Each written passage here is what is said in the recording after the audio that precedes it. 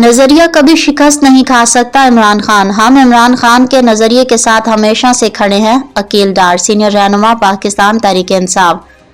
Senior रहनुमा पाकिस्तान तहरीक इंसाफ अदील डार ने दौरान गुफ्तगू कहा है कि पाकिस्तान के सियासी निज़ाम की बेहतरी और मजबूती के लिए इमरान खान के नजरिए के साथ खड़े होकर कौम और मुल्क को आगे ले जाना है।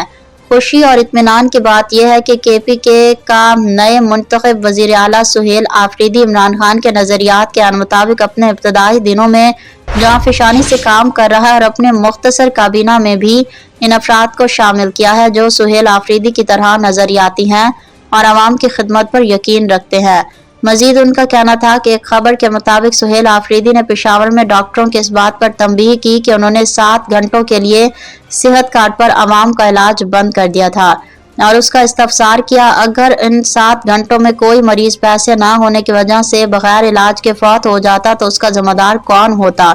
यह खबर इस बात की दलील है कि सुहेल आफरीदी आवाम की खिदमत पर यकीन रखता है। हम उम्मीद करते हैं कि सुहेल आफरीदी अपने इक़्तिदार के इख्तिताम तक अवाम की खिदमत और इमरान खान के नज़रियात पर कायम रहेगा।